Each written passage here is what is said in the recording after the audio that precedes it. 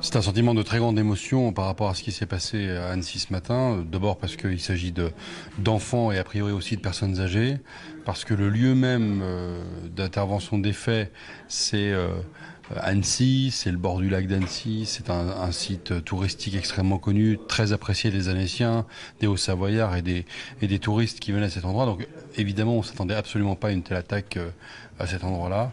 Et donc beaucoup de questions qui se posent déjà, mais à cet instant, c'est vers les familles très inquiètes que mes pensées vont parce que voilà, il y a des enfants hospitalisés, des adultes hospitalisés et que maintenant il faut que ces personnes évidemment gagnent leur combat pour rester en vie.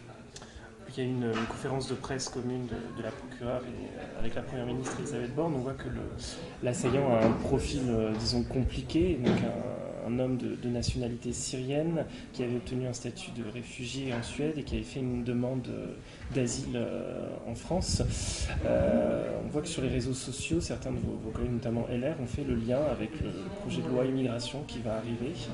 Est-ce que ça vous paraît bienvenu dans ce contexte de ramener comme ça l'actualité politique? Alors le temps, il est à la compassion, il est au soutien des familles et il fallait absolument attendre la conférence de presse de la procureure et du préfet de la Haute-Savoie en présence de la première ministre et du ministre de l'Intérieur pour pouvoir faire un certain nombre de commentaires. Le premier commentaire, c'est qu'il n'y a pas de qualification terroriste pour l'instant. C'est un élément qui est quand même assez important. Ça n'enlève rien au drame, hein, ça n'enlève rien à la catastrophe que cela représente pour les enfants qui sont aujourd'hui entre la vie et la mort et pour les adultes qui sont dans le même état à l'hôpital. Mais c'est quand même quelque chose d'important. Et effectivement, le profil du personnage semble un profil beaucoup plus complexe et ne pas cocher les cases des premières réactions. Moi, je trouve assez indécent que certaines communications aient été faites avant même d'attendre des informations tout à fait officielles venant de l'autorité judiciaire, venant des services de l'État, parce que d'abord, on est dans l'émotion, il faut respecter une forme de chronologie vis-à-vis de ce qui se passe, et ensuite, on aura largement le temps parce que cette affaire va être judiciarisée, parce qu'il y aura une enquête et la politique reprendra ses droits. Mais aujourd'hui, dans l'état de sidération des Hauts-Savoyards, comprenez bien que le temps n'est pas du tout à la polémique politique et à l'instrumentalisation à des fins de politique nationale d'un tel drame. L'émotion, elle est légitime, je la ressens, je suis père de famille, j'habite dans ce département, on est complètement sidéré par ce qui s'est passé ce matin.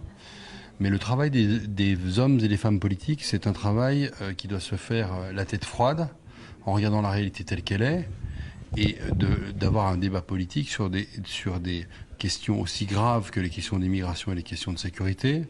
Ça ne peut pas se faire sous l'émotion. Donc c'est pour ça que je dis que aujourd'hui, le sujet, c'est l'émotion, c'est l'accompagnement des familles.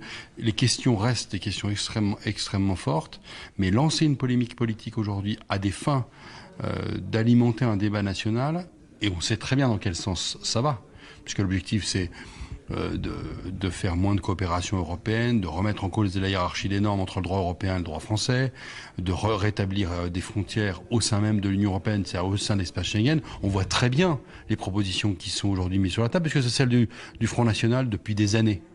Donc je trouve ça totalement indécent.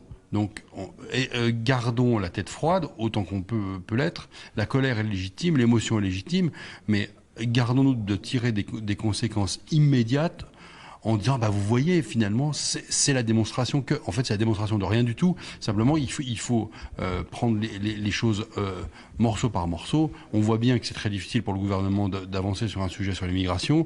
On voit bien que c'est une opportunité politique pour certains de vouloir imposer ce débat-là. Eh bien, écoutez, quand le débat sera devant le Sénat, on en parlera. Et à ce titre-là, le groupe auquel j'appartiens, c'est-à-dire le groupe centriste, fera ses propositions. Mais ce sera certainement pas moins d'Europe, ce sera sans doute plus d'Europe et plus de coopération internationale pour s'occuper de la Méditerranée orientale, des frontières de l'Union européenne et puis la sécurité en France. La majorité présidentielle a aussi été accusée d'avoir instrumentalisé cet événement.